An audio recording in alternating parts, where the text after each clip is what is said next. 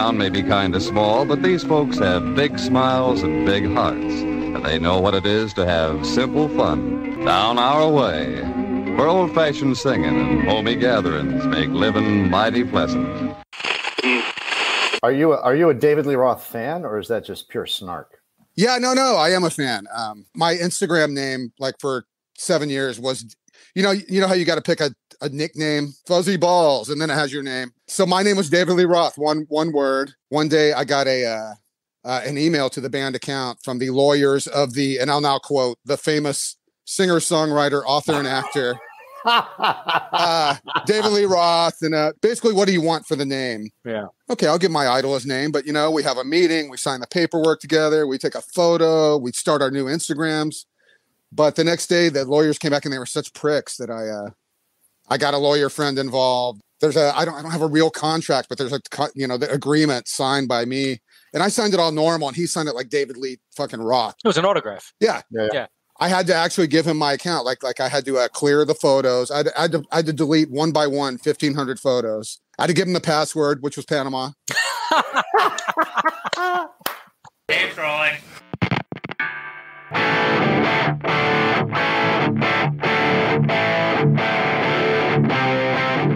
Welcome to Abandoned Albums, the documentary podcast where we take a closer look at some albums that may have been forgotten about over time, and some albums you might not even know existed. I'm your host, Keith R. Higgins, and joining me as always is Rob Janicki. Hey, Keith, how are you? I'm doing great.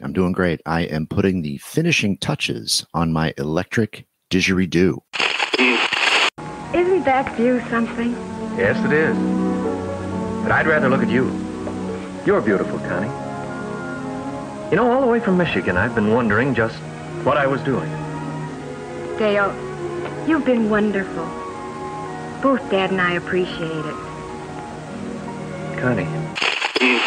On this episode of Abandoned Albums, Rob and I are joined in Thunder Love Studios by the Muffs bass player Ronnie Barnett. We talk about the band's 1995 release Blonder and Blonder, as well as the band's entire career.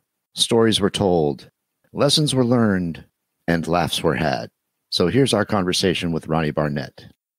Speaking of the Muffs, Yes. how did you guys come together? Kim played bass in a band called the Pandoras, an all-girl band in L.A., and Melanie played keyboards in the Pandoras. And I had moved out here in 1989. I'm from Houston, Texas originally. I'd met Kim in 86, and we became friends and stayed in touch. It wasn't a romantic thing at that point, but we stayed in touch and sent each other packages and call each other. I mean, I hate to sound like every documentary, but there was no internet then, right? So, you had to kind of work, the long distance phone. Remember long distance phone charges? Jesus. For sure, yeah.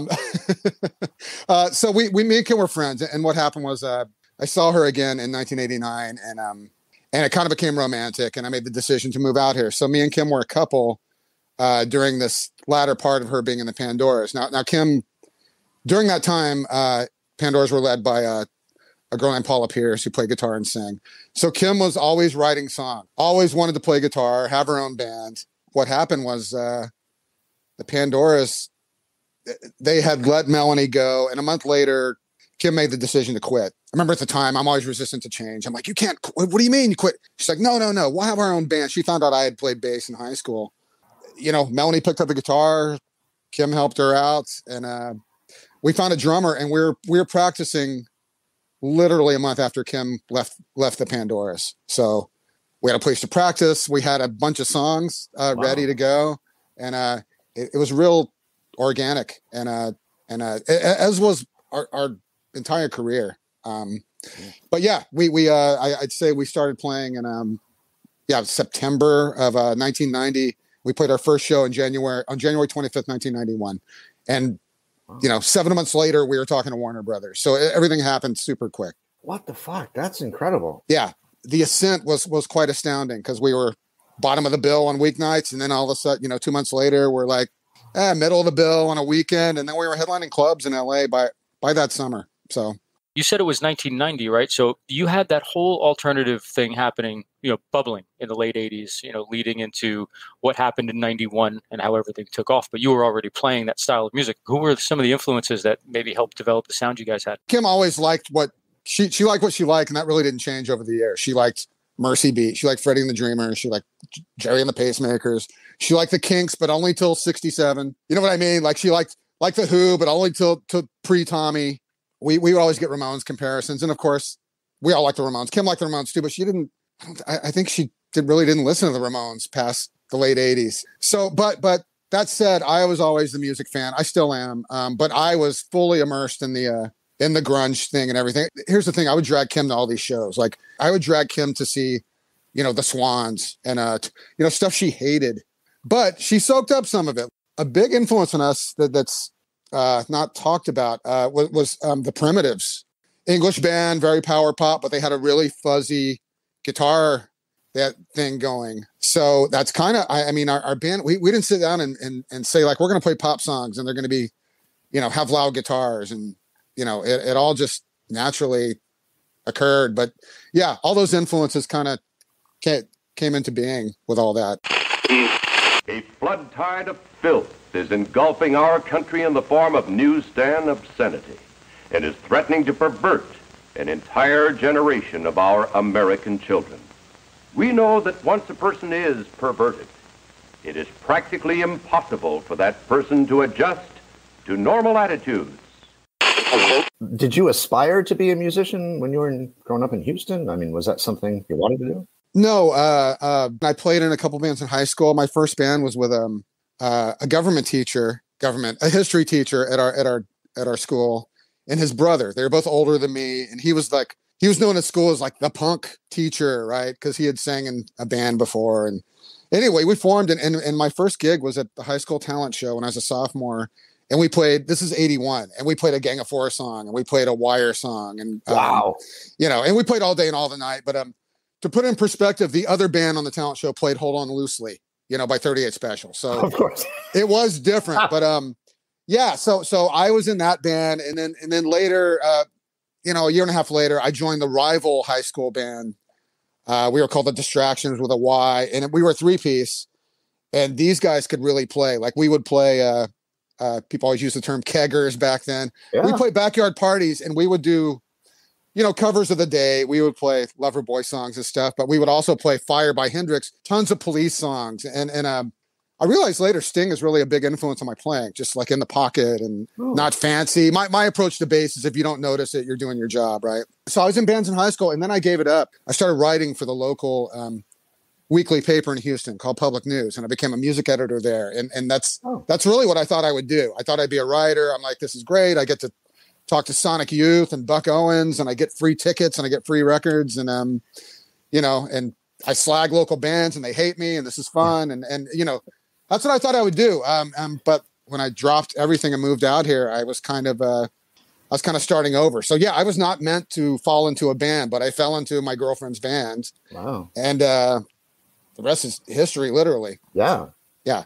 So how did that dynamic work in a band? A romantic relationship in a band seems, well, my only point of reference, and I think the majority of people, would be Fleetwood Mac. Right. Artistically, it was fantastic. Yeah. No, we were together 3.5 years, and we actually broke up. We knew we were breaking up for a while, and we broke up before making our first record.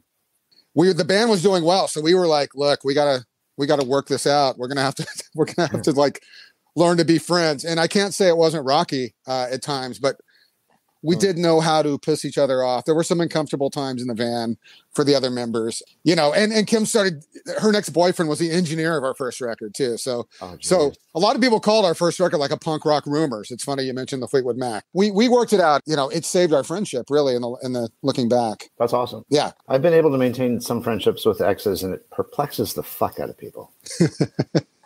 No, there are some people that can't talk, are just like, that's it. I'm done with that person, and some people, like you're saying, I'm friends with most of my exes too. So yeah.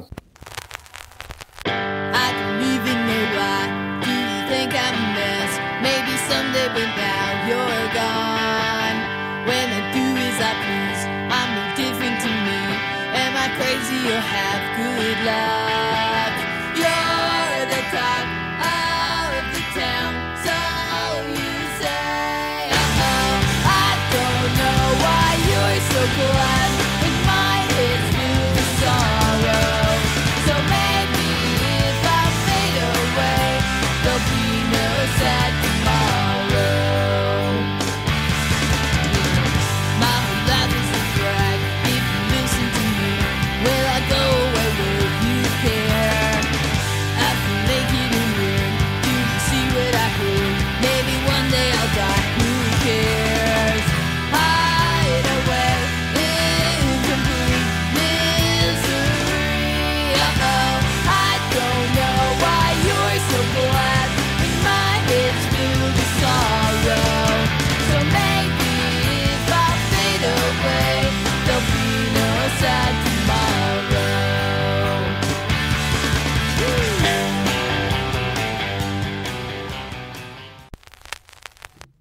was Craig Aronson the guy who signed you to Warner Brothers? Because he seems to like touch all these. He has all these touch point bands throughout the 90s that help shape music.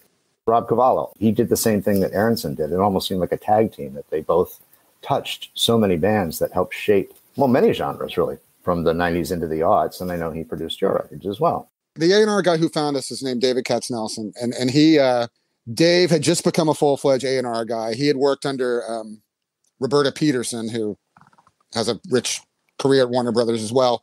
Dave more or less signed the Flaming Lips, even though Roberta got the credit. They made Dave an A&R guy. And then Dave's first signing was Mudhoney, which was big at the time because this is post-Nirvana. So everybody wanted the next big band from Seattle. So Dave signed Mudhoney, and then he signed us. And Dave brought Rob Cavallo in. So we actually had two A&R guys, which is unusual, but it did work for us in the beginning. And Rob, I'm going to take credit and say I'm responsible for Rob having a career because before I love Rob, by the way. Rob's amazing. But Rob, the band Rob signed before us was called Sister Whiskey. Rob was a heavy metal guy. He signed Black Sabbath, the Dehumanizer Black Sabbath to Warner Brothers. He signed the Metal Blade label.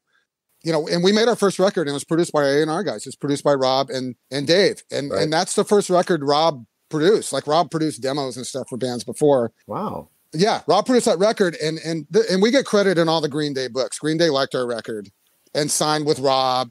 Yeah, first record Rob produced was our first record. The second one was a little record called Dookie. I'm not familiar with this Dookie you speak of. Yeah. You might look it up. Look it up. Yeah, it sold a couple of copies. It'll be a deep Google search. Yeah, but it's there. Yeah, it's an abandoned album. We should go after. Yeah. Bacteria are plants, but they are not green like the plants we usually see. Some kinds are indispensable. Your band, the Fastbacks, is another band that there's such an interesting sound that I don't remember hearing. I even hear a little bit, and this might sound crazy to you, but I even hear little Violent Femmes in some of your stuff. That music to me has always been underserved, I think, because it's very commercial sounding. I feel like there is something about that specific style of music that dumbfounded some of the label people. Did you see any of that in your career with the Muffs? By the time we signed in 92 and came around and were in Warner Brothers, they had an alternative department.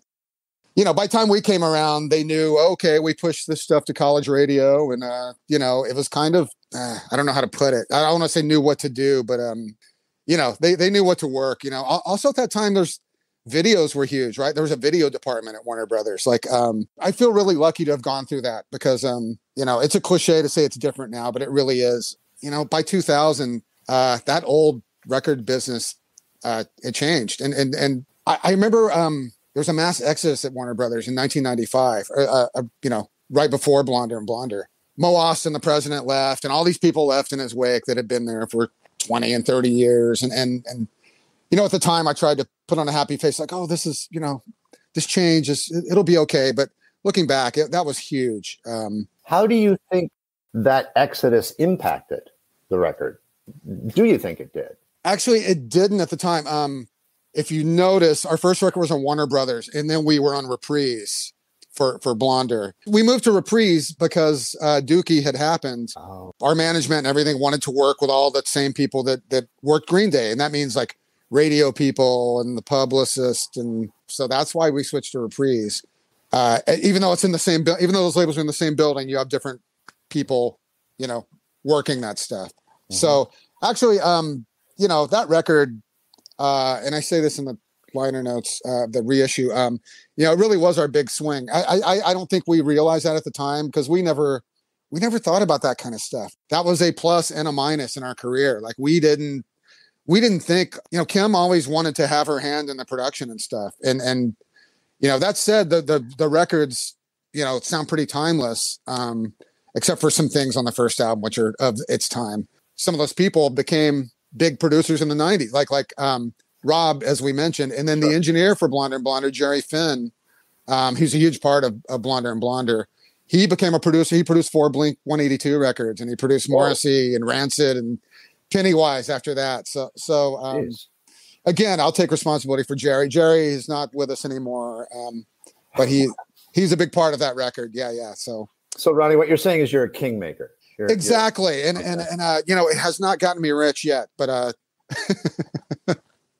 no, we just ended up with these people, and it, you know, it's kind of like going down a river. You know, we just kind of took this left and this right and just went with the flow. And so yeah, Blonder did get the biggest push. You know, we did a video with the guy who did all the videos for Dookie. His name was Mark Core. There's a video for Sad Tomorrow, cost $60,000. You know, it's fun. It's a good video. But, you know, we got to do all those things. You know, we played radio festivals on that tour. You know, we'd be bottom of the bill or whatever. But, you know, they tried. And that same year, too, we got to do Kids in America for Clueless. Now, that's probably the biggest hit single, if you will, even though it wasn't a single, that we ever had. I mean, that song gets played in sports stadiums. I can always, like, say that to somebody on an airplane and they'll know, you know, don't not have heard of our band necessarily, but they'll know that song. So it was a big year for us. I mean, that really was a big year. We did a lot of stuff. We did TV shows and you know, all that stuff. So that change didn't affect all that yet. It was just as time marched on, it did affect, well, you know, all the labels just kind of like, it became bottom line. It's like, you know, if this record didn't sell, you know, we're lucky we got 3 records. You know, in 2000, we probably would have got dropped after the first record, you know, when it didn't sell. When it came to female singers or just female musicians, were people like, well, we have, you know, female fronted bands, or we have a punk, you know, a punk band, you know, the Riot Girl thing. Like, we have that. Did you run into that? Yeah, we really didn't. We had a fine, it was a great time when we were on the big label. I always hate when people are like, oh, it didn't get promoted enough or that kind of thing. It's like so many factors have to come into play to make a hit record, right? Or else every record would be a hit. Like, you know, you got to have some timing and luck. I mean, there's so many factors that do play a role as to what becomes successful and what becomes, you know, less successful. So it can't always be blamed on that. You're 100% right. But it is interesting to see how many artists do, you know, have that view of it. Yeah.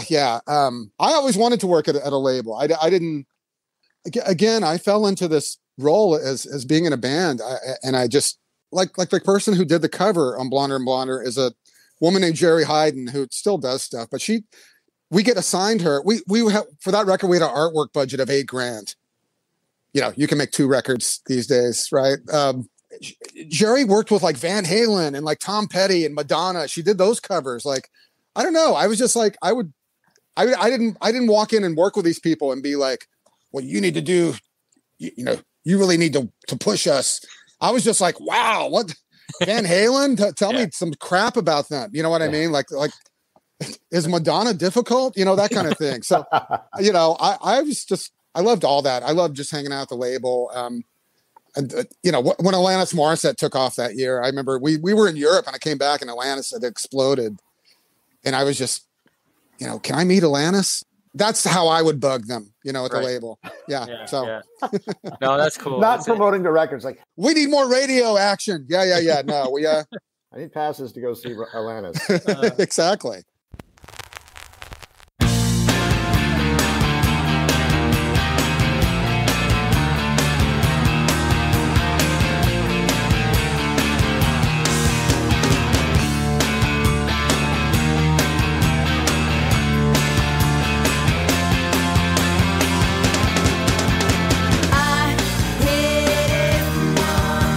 And I don't like it, son. And I do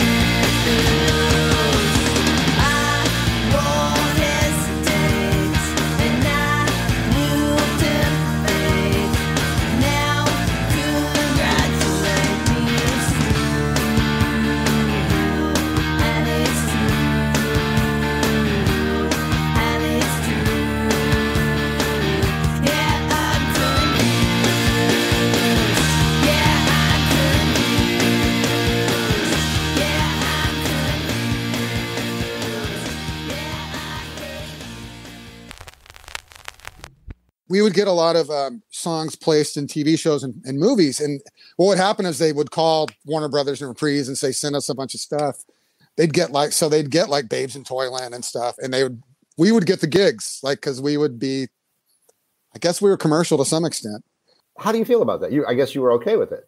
Here's the thing. Like by that point, I don't really think it was thought of as selling out. Like this was like 7 years after Neil Young, This Note's for You. Right.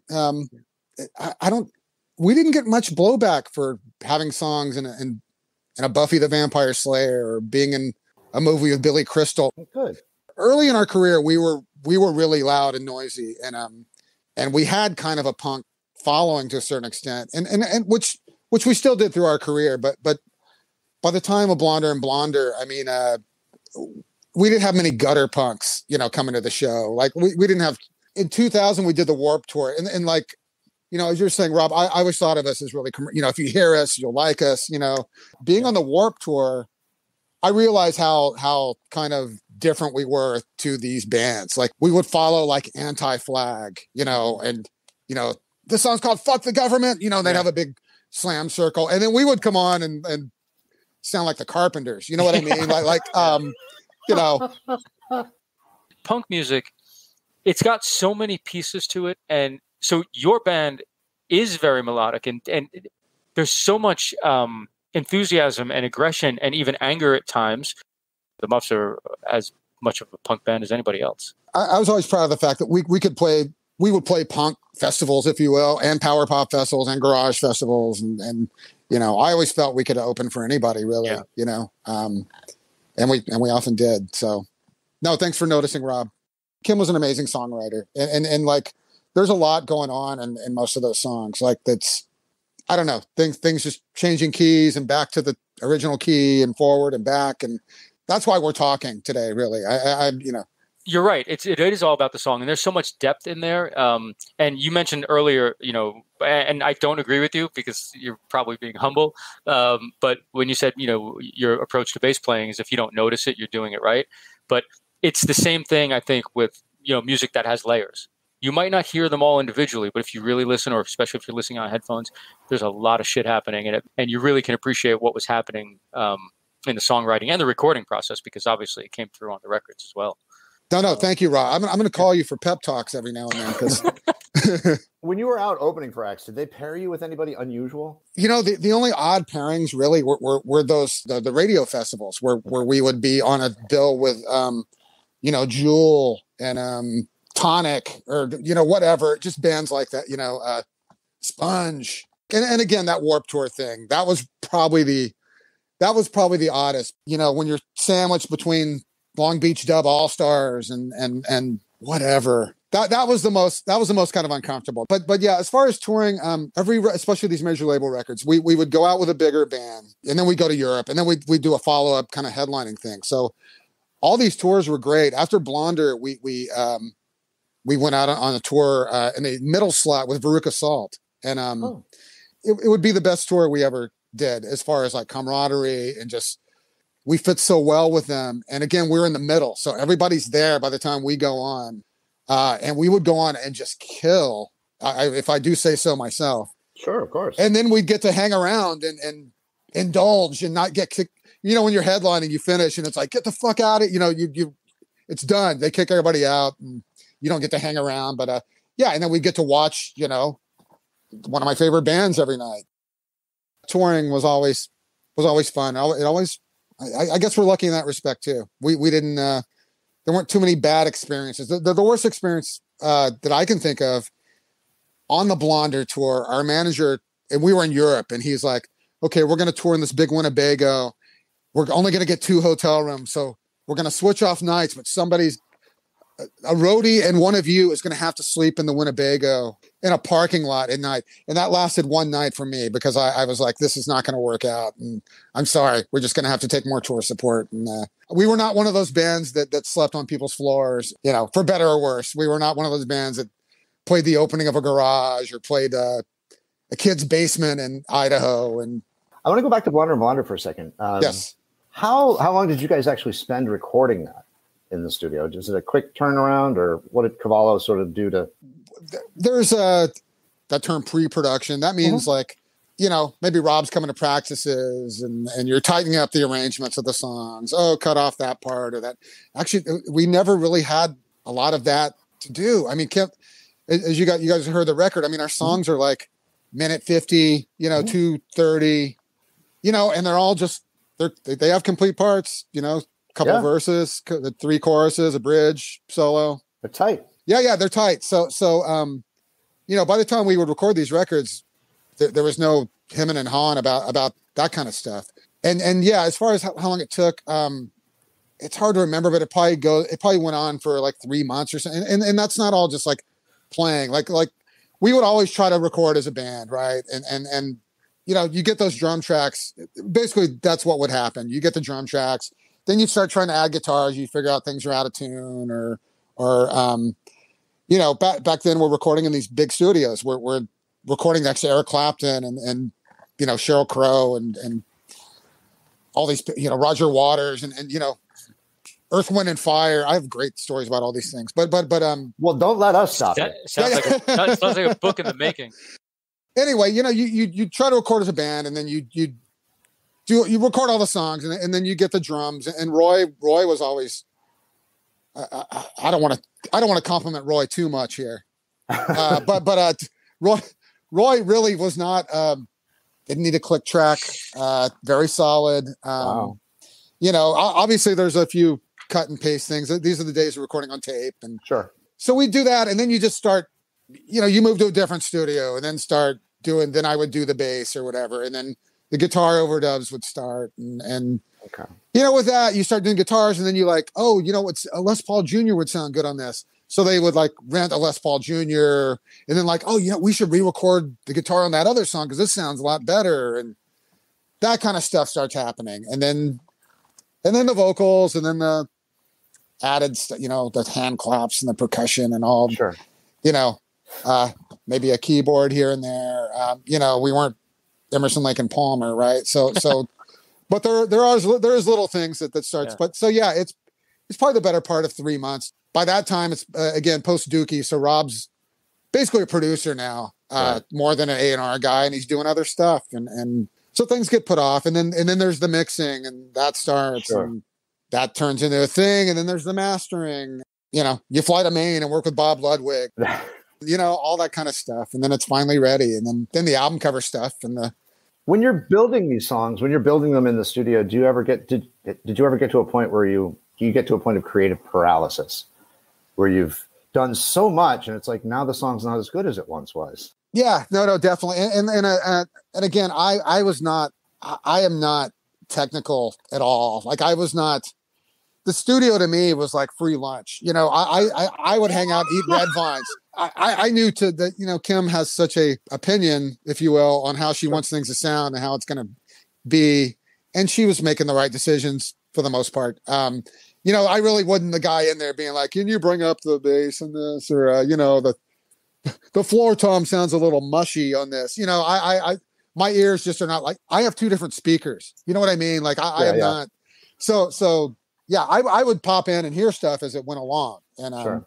You're on the phone with the label trying to get tickets to the Atlanta show. Our album Happy Birthday to Me got named because me and Roy went and saw Peter Wolf, and we're not there for the mixing session that night. And Kim was really mad at us. And it was her birthday.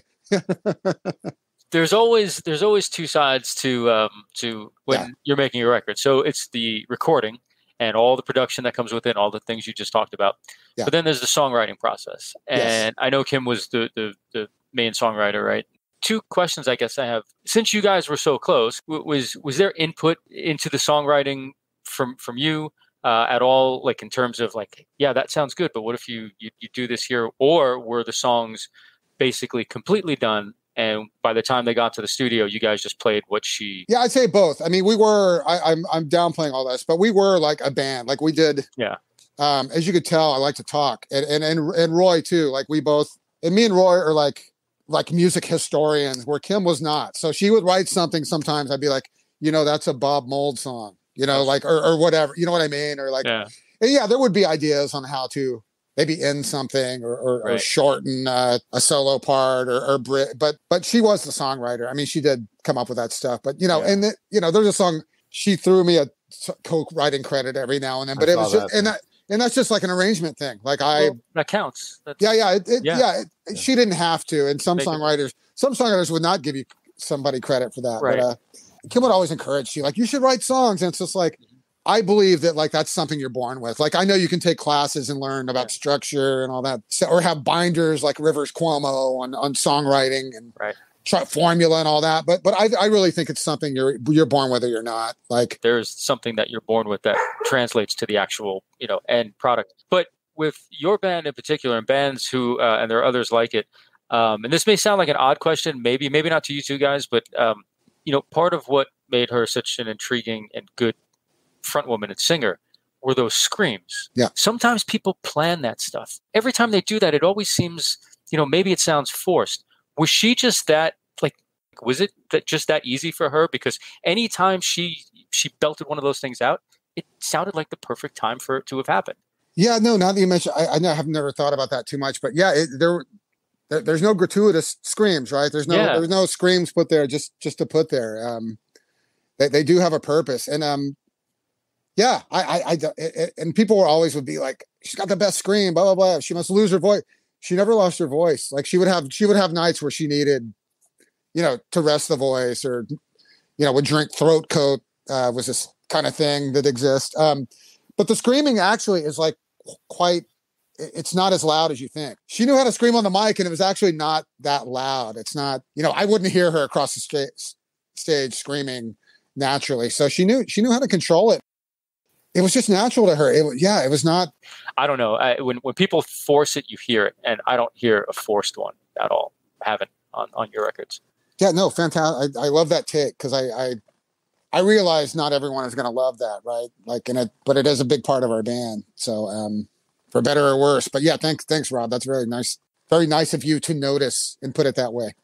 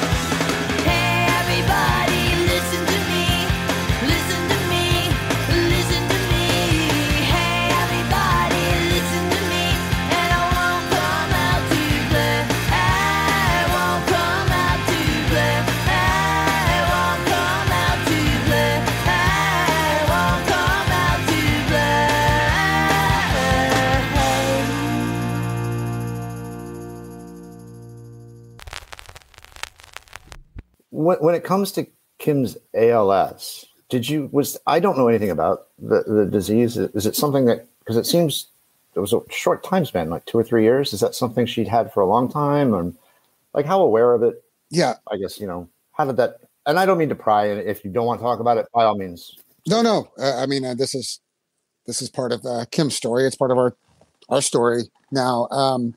And people should be aware of ALS and what it is. I probably won't describe it, like a medical doctor, but it basically shuts down your movement and your speech. Your brain is fully on. This is like one of the most heartbreaking things about this disease. And some people live with it for 10 years and just can't move their hands and stuff. And then with her, it happened. It was very aggressive, and it happened super quick. ALS, for those who don't know, a lot of people know it as Lou Gehrig's disease. She had it ran in her family. Her father died of it in his 50s as well. She had an aunt that died of it. It can be hereditary to a certain extent. But how it went down, we basically took a breather because our career was just tour, write, make a record. Just we were on that treadmill you hear about. Sure. For 12 years. So we didn't say like, let's take a break, but it ended up being a break. And we came back and worked the next 10 or 12 years. But so what happened was we went to South America. This would be April, 3 years ago, this last April.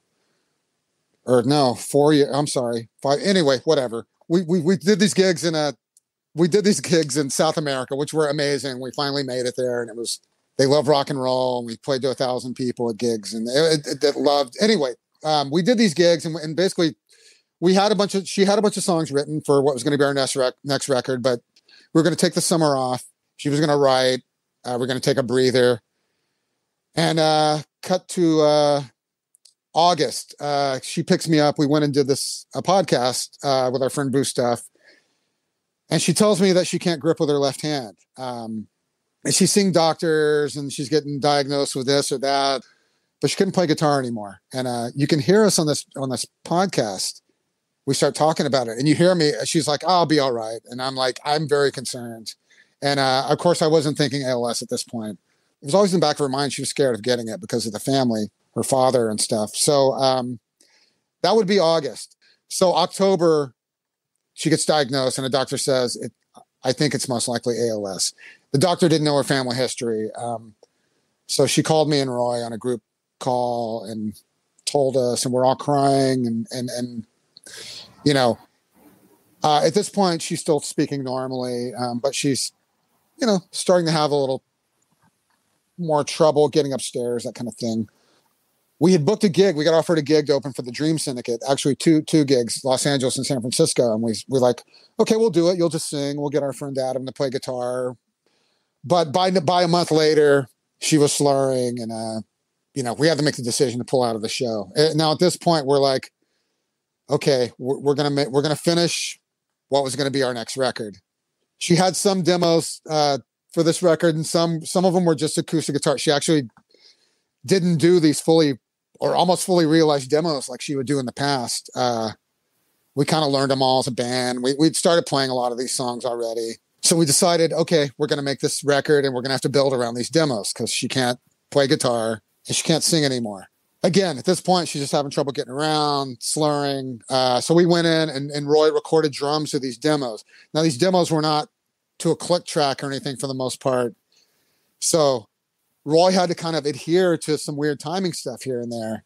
And of course, once we started kind of working on the record, you can move with Pro Tools, you can move some stuff around and tighten stuff up or whatever. But this is the record that became No Holiday. Roy's doing the drums in December. By March, Kim can't move. And she can't speak. And she had a machine, like an iPad, that would read her eyeball. She could construct sentences. The machine would talk for her. So Kim oversaw the production, us finishing this record, which became our final record, No Holiday. And our friend Karen engineered. I'd be in the house. Kim would be like giving us direction from one room. We'd be in the room with the Pro Tools and the recording stuff. I did bass on everything. We did background vocals. Again, all those little things you add at the end of a record. And Kim oversaw this record. And Kim, I can only imagine, I mean, this device really was like her voice. And she could do things. She could go on the internet, blah, blah, blah. You know, people that had ALS, like Charles Mingus died of ALS in the 70s. Like, it's heartbreaking, but I mean, it's really like at that point, like he just was in his own head. I just can't even imagine. Yeah. So it was it was very aggressive, and it happened super quick. And I gotta say, seeing her, I would just go there. She could still smile though, and when I would see her, I'd make her laugh, and I'd walk in, and the machine would say, you know, your girlfriend has a hairy pussy, you know, and she'd smile, and so she was still in there. You know what I mean? And yeah. But just seeing that happen to somebody that's so close, and I can't stress enough how much of a family we were. you know, as someone put it once, like I didn't play bass in the Muffs. I was in the Muffs and played bass, and there's a difference in it, and huge, you know, and eventually, everything, like, again, everything shuts down. So Sure. Eventually, as always, or as a lot of, you know, the breathing goes. So, and she chose to be private about this while she was sick. So I'm a little fuzzy on it now, but it was no more than like a year and a half that she, from top to bottom, getting diagnosed, and just, it was tough. Well, I'm sorry to hear it, and thanks for sharing. That's thanks for being open. No, of course, and you know, she would have been the attention she got after she passed away. Just none of us could see that coming, because, you know, we weren't a big band. You know what I mean? Like we weren't a household word, which is why I'm on abandoned albums right now. You know, but like, you know, Elvis Costello made a statement praising our songwriting, and the Who put pictures of us on the screen at the Hollywood Bowl. Oh, wow. It really is the cruelest thing that can happen to somebody. I mean, we were so proud of that record, and you know, she was still around when we were setting up the release of it. You know, she ended up passing away 3 weeks before it was coming out. So we were already doing press, and we were kind of saying like, well, you know, we like the feel of these demos, and we just wanted to make this record a little different. And we'll never know how that record would have been received if people just saw it as like the next Muffs record. Cause we were like, what do we say? And we're the kind of like, but Kim got to see it, you know, she got to see finished copies and everything. And good. Again, I mean, the record was always going to be a tombstone of sorts. It's such a sad story. And I think what you said at the end, though, is you guys being a band's band. It is fitting. It doesn't surprise me one bit. I think that shows just what an impact, you know, she had and the band had on some of these people, and you might not have ever even known it, you know. At when I eulogized her, I had mentioned the Costello and the Who thing, and I said, and I'm going to cuss here. I said, I don't know where all these motherfuckers were when they were taking us for granted. But yeah. Good for you. Yeah. Good for you know, you. because we never really we had this like 27-year career, and we never really, like I said, we took a slight break, but we never really went away. So we weren't able to come back. As you drive down from Minnesota into Wisconsin, you're in another perfect vacation land. A land of trees and lakes. It was beside one of those Wisconsin lakes that I finally made up my mind to speak to Connie. Oddly, I want to hear about the Earth, Wind, and Fire stories. I think more than anybody else. Basically, that story is a short one. I passed by Maurice White just in the studio. I didn't expect to see him, and there he was. That's the story? That's it. That's it. But I can tell you that. But there's a Roger Waters Ugly Kid Joe story. Oh, wait a second. No one has ever said Roger Waters and Ugly Kid Joe. Not in the same sentence, ever. No one. Except you, maybe, before this. Studio called Devonshire. Roger Waters is in the big room, and Ugly Kid Joe's in the next room. And apparently the singer, I forgot his name. He's got a good name of Ugly Kid Joe. Whitfield Crane? Whitfield Crane. Thank you. Yeah. It's a good name. He just walks in, and if you record in big studios, you don't just walk in a control room where you don't belong. This guy just walks in, and Roger Waters and the producer are sitting there and just sits down. He's like, hey, what's going on? And Roger Waters just turned to him and was like, get the fuck out of here. And he did. When we got signed to Warner Brothers, going back to that, like I said, we didn't have a demo or anything. So we got signed to a demo deal first. So they put us in a studio to do a demo, which was Sound City. Next to us during those 3 days we were in there was Masters of Reality mixing one song. I love Masters of Reality, but that's when Ginger Baker was in the band. Oh, wow. We would pass by Ginger Baker. I saw him arrive at the studio in his big piece of shit Ford truck, and we got to be on a nodding basis. I didn't talk. I didn't approach him, but he did say something to Kim. Kim was outside in the lounge and like writing something, and he came and goes, "Writing a hit there?" So. Ginger Baker was okay to us. That's a story. Yeah. And he never did say that's a rare thing. Yeah, no, exactly.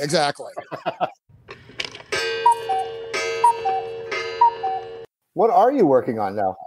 I consider myself retired. You know, if Pat Benatar calls me, I am available. But I will entertain an offer. But I think that's done.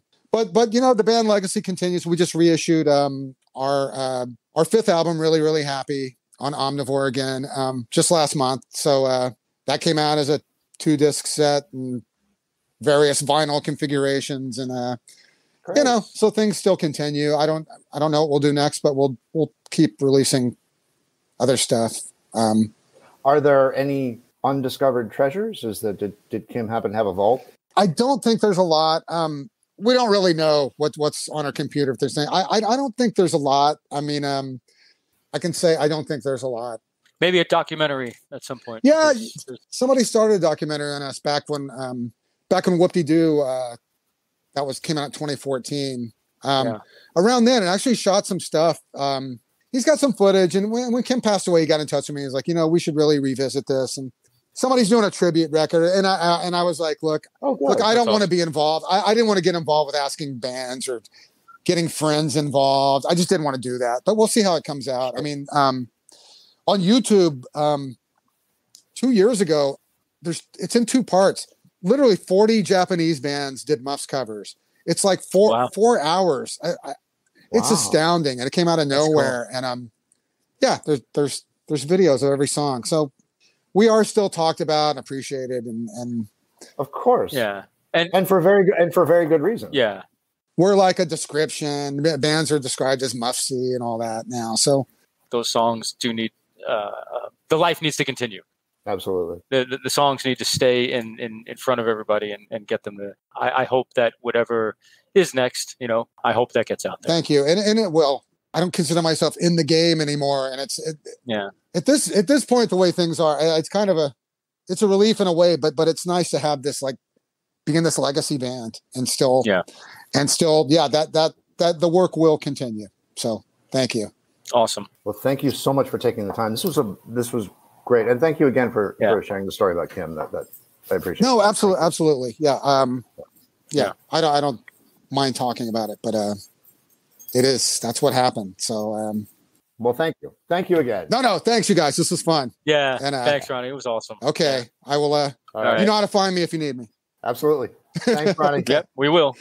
All right. Thanks, Ronnie. Thanks, man. Take care. Okay. All righty. Bye.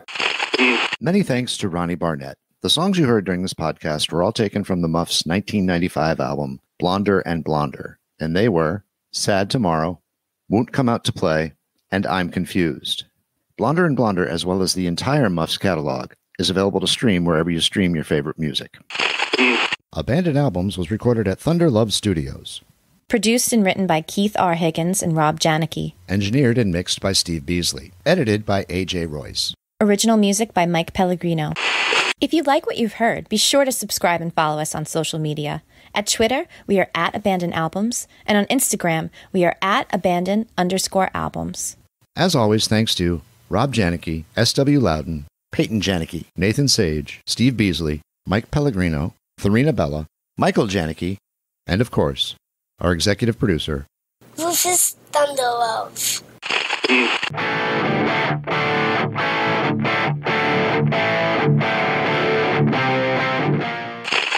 And now, until we meet again next time, I remain as always obediently yours.